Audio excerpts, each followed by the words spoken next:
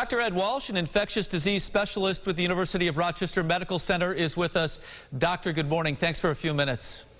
Good morning. Good to be here. So much excitement, as you are well aware, around the COVID vaccine, both from Pfizer and now Moderna as well, and what it means for not only our community, but the entire globe, for that matter, the whole world.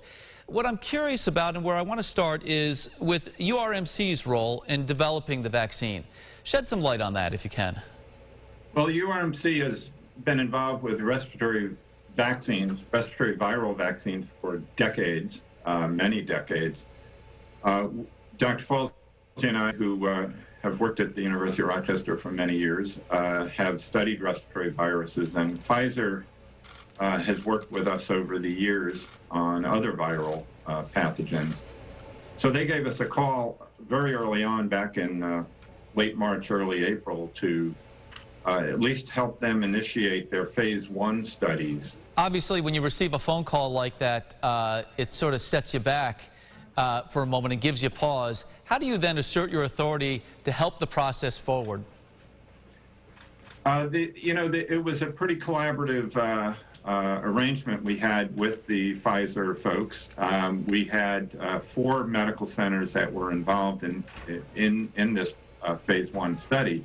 And we need to move very quickly, and so we would have frequent phone calls with them. We've heard the word miracle tossed around as it relates to this vaccine. Are you surprised at the speed with which we were able to get to this point?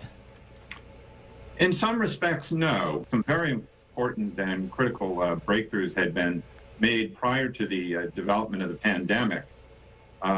Essentially they had these vaccines ready to go, and I think you could argue that within a week of the sequence being identified, these vaccines were ready for animal testing. So that part of it moved very quickly.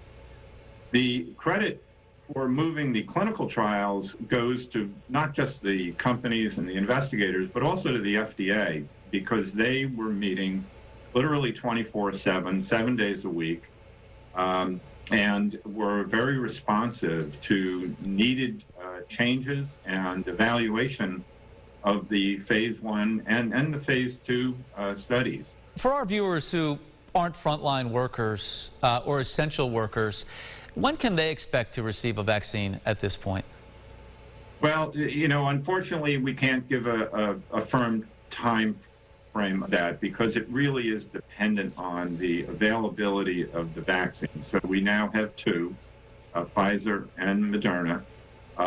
We anticipate 100 million or more of each of those sometime this summer or this year, or I should say 2021. But then there is also the need for the other vaccine studies that are going on, the AstraZeneca and the J&J or Janssen adenovirus vectored vaccines.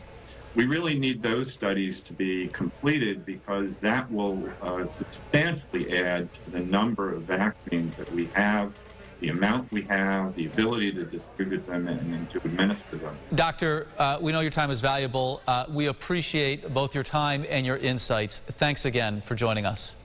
You're welcome.